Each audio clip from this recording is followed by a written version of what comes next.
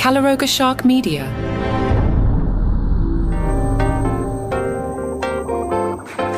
Hey, let me give you a loaded headline. Is Marc Maron ripping off George Carlin? No, of course he's not. But hi, I'm Johnny Mac with your daily comedy news. On Threads, somebody surfaced this clip from 1990. Here is the great prophet of the 21st century, George Carlin. Back in 1990, the comedian he's discussing here, I assume, is Andrew Dice Clay. But boy, this could be Maron this morning. Here's George Carlin. I would defend to the death his right to do everything he does. The thing that I find unusual, and it's not a criticism so much, but his targets are underdogs. And comedy traditionally has picked on people in power, people who abuse their power. Women and gays and immigrants are kind of, to my way of thinking, underdogs. And, he ought to be careful because he's Jewish. And a lot of the people who want to pick on these kind of groups, the Jews are on that list. A little further, you got women, gays, gypsies, blah, blah, blah, blah, and then suddenly you find Jews. And Andrew, suddenly Andrew's arrested. Yeah, so, obviously he should do what he wants. And why does he get away with it, do you think, then? Well, we have never laughed at jokes about the poor. He's appealing. I think he's appealing largely. I think his core audience are young white males who are threatened by these groups. I think a lot of these guys aren't sure of their manhood because that's a problem when you're going through adolescence. Am I really? Could I be? I hope I'm not one of them. And the women who assert themselves and are competent are a threat to these men, and so are immigrants in terms of jobs and so that's why we as an audience then will laugh. You say we. I don't think you're. But I think you're collective we. I think that's what is at the core of that experience that takes place in these arenas. Is a certain, a sharing of anger and rage at these targets. And I'm sure Andrew isn't that angry at them. I'm sure he's playing it as a comic. What a great clip. I've said this before. When George put out his last few albums, I, at the time, incorrectly, was like, George just sounds angry and I feel like he's lost his way. Those albums, those last few, have aged so well and sound like George recorded them this morning. He is the great prophet of our time. The Hollywood Reporter caught up with John Oliver, who was happy that HBO went back to letting Oliver release full segments of the show on YouTube the day after airing. There was a time when I didn't have HBO. I now get it, quote-unquote, free, asterisk, through my cell phone provider. But there was a time when I used to watch those segments there. Although I tend to bail on those segments. I actually like the first segment where Oliver's basically doing the Daily Show. Almost always the narrative segment loses me about 5-7 minutes in. Oliver told the Hollywood Reporter. I think they wanted to see if moving it back on YouTube had an effect on our ratings. I didn't think it would, which is why I was against moving it in the first place. And I was massively grateful that upon looking at it, they realized it wasn't having a negative enough effect to be worth doing. Again, in the difficulty of the media environment that we're in, I try to be as cognizant as I can that HBO is still a fantastic place to work. The Hollywood Reporter's like, and yeah, you make a lot of jokes about the Emmys that stop you from getting canceled.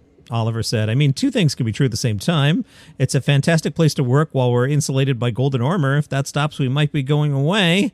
It's not entirely a joke. I think it's objectively very, very helpful to have won Emmys with the show. I think it's helped us keep our independence and keep the show on the air. So yeah, I think there's a utility to it. It's something I know has always been important to HBO, so I'm massively grateful that we've won them, and long may that continue. Please, I don't want my theory tested.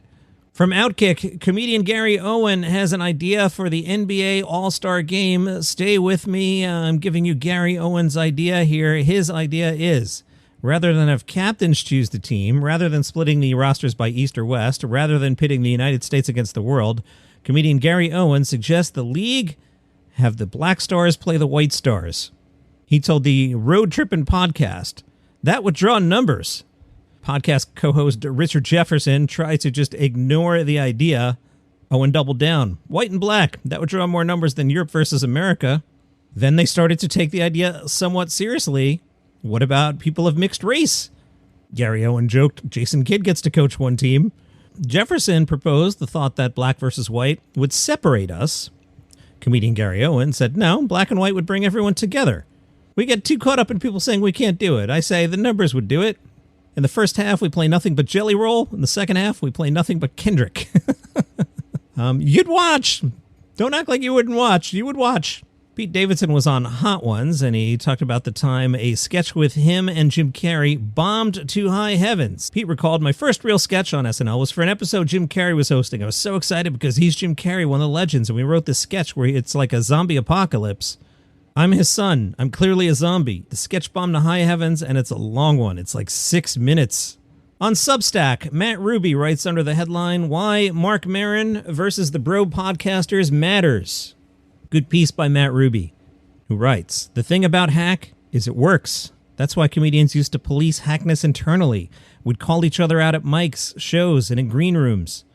There was a whisper network about your act. Andy Kindler would mock the worst offenders at his JFL State of the Industry addresses. The message, it wasn't just about killing, it was how you killed. When social media took over, we lost a lot of that. This reminds me, I meant to bring up, I noticed after the fact, JFL Montreal Resurrected version didn't do a State of the Industry address. Kindler had done that for years. I'm not sure. I mean, he would get a lot of industry attention once a year. I'm not sure it helped his career at all. Jessica Kirson did the last one, if my memory is not faulty. That one did not have any buzz on it. The Kindler one used to have buzz on it because he came out swinging. Anyway, Matt Ruby, who you can find on social at Matt Ruby Comedy, says of hacks, that's why it's nice to see Marc Maron resurfacing that ethos. And he's one of the few people that can do it since, one, he's a respected stand-up vet, yes, and two, he already has a massive platform. Plenty of other comedians feel the same but don't have the audience or keep mum because they hope to guest it up on one of those shows he's attacking. After all, those shows are doing for a lot of comedians what The Tonight Show did for stand-ups back in the 80s. There probably weren't many comedians attacking Johnny Carson publicly back then either, you know? Matt Ruby continues, industry gatekeepers used to play a role here too. They recognized and filtered out crappy comics. The collapse of quote-unquote the industry has been great in a lot of ways, but it's also put a spotlight on how much those suits served as curators. They were a moat between hacks and the masses. Is this all coming off as elitist? Fine.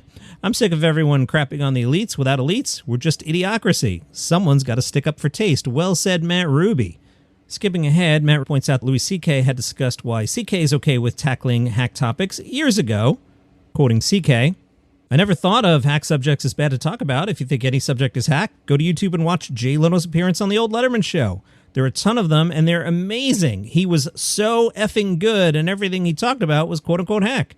He did airplane humor in at least 5 different segments on the same show. He never let it go, just kept hammering and hammering at it, but with such beautiful precision, such energy, gorgeously worded bits. To frown on them because of the subject matter is to be a self-serving idiot. Preach, Louis C.K. Johnny Mac, are you on Team Louis C.K.? I guess I am, because he's right about Jay Leno, who apparently is the worst person who ever lived, because last month he had an opinion on late-night television. Boy, what a terrible guy. But go back, there's compilations on YouTube. Go back and watch Jay Leno's appearances on Letterman. He was fantastic. I used to really look forward to him. And as I've talked about with Jay and with Jimmy Fallon, please understand what The Tonight Show is. You're not guest hosting for Howard Stern. It's The Tonight Show. Do you think Jimmy Fallon is going to come out tonight and be like, hey, instead of doing the monologue, I want to address Gaza for 10 minutes? He's not. That's not what The Tonight Show is. We have other things. John Oliver does that. Jon Stewart does that. It's okay. Jimmy Fallon is just hosting The Tonight Show.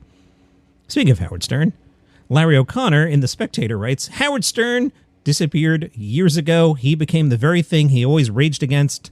I'm glad more people are saying this because I've said this publicly for probably a year now on the Substack. I've said it on the podcast. I've definitely said it in real life for a long time.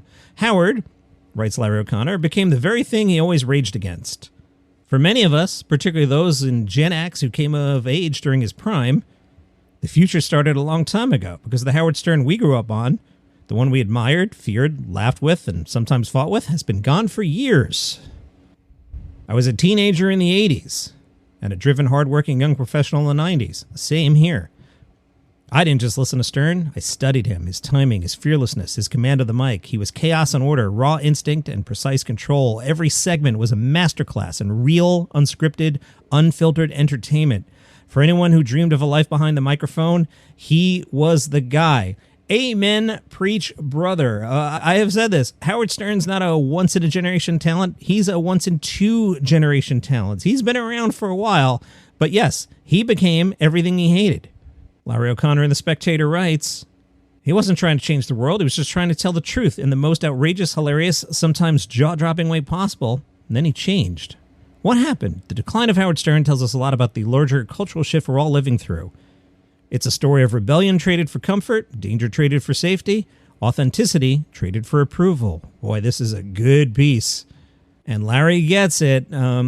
Here, I don't want to steal his thunder. Let me tell you what he wrote. What made Stern so electric in the 90s and the early aughts was the tension. He was always pushing the line, towing the edge of what was allowed. Now, when I teach my college class about Howard Stern, I will act like I'm walking up to the edge of a cliff, and I will spin my arms like I'm trying to not fall over. Howard would walk up to the line. Now, Opie and Anthony, they would drive past the line off the cliff, and that's why they got fired several times. But Howard watched that line, walked right up to it, didn't go over.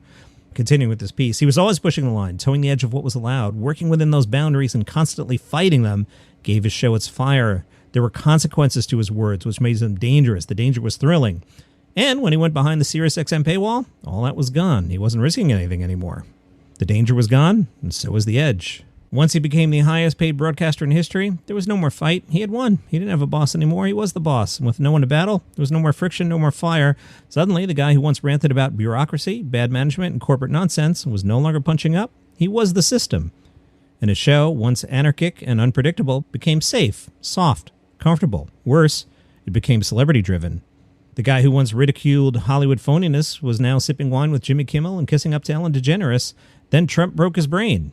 The guy who made his name being the most politically incorrect man in media suddenly became a scold, a hall monitor, a voice of sanitized elite-approved opinion. The man who used to mock everyone and everything was now in lockstep with the Manhattan elite he used to detest. The king of media lost his crown not because someone took it from him. He gave it away.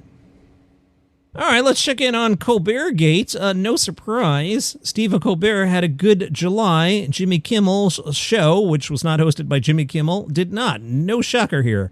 Late Nighter reports The Late Show with Stephen Colbert averaged 2.999 million total viewers across 11 first-run episodes. Nobody could find like 2 more people to push that over to the 3 million mark. Okay.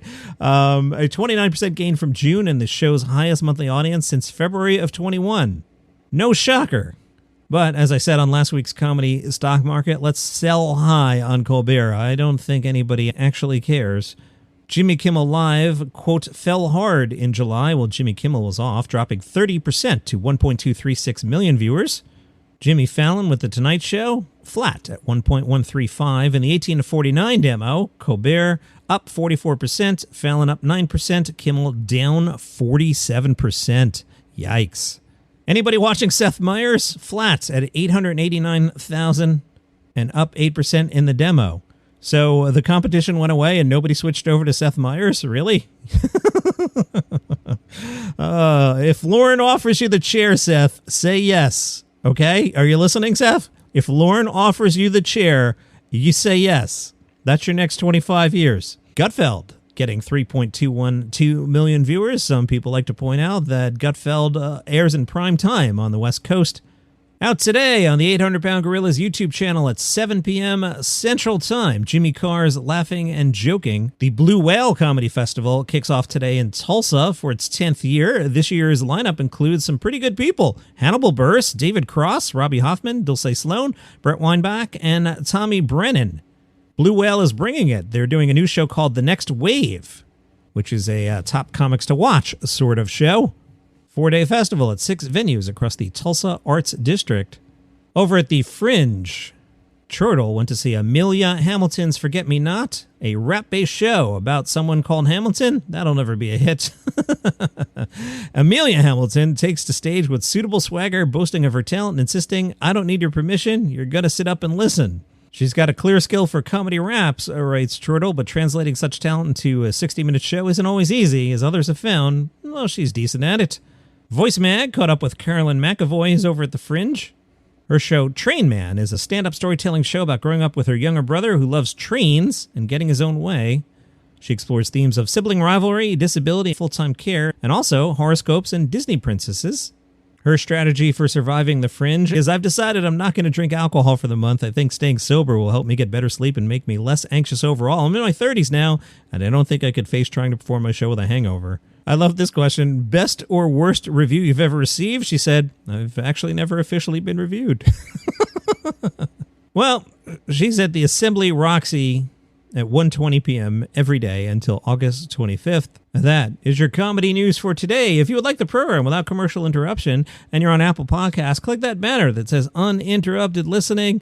It'll cost you $5 a month. First month's free. You might as well try it out for free. And then when you forget on day 31, I'll get $5. But anyway, you would get the show without commercial interruption, and not just this show, but 5 Good News Stories, which I also host. You would get Paranormal Aliens with the Crazy Guy, Palace Intrigue about the Royals, Meghan's back in the news, Prince Andrew stuff. What else do you get? Trivia, 5 daily trivia questions. That's fun to drive around to in the morning. Anyway, uninterrupted listening. Click the banner. See you tomorrow.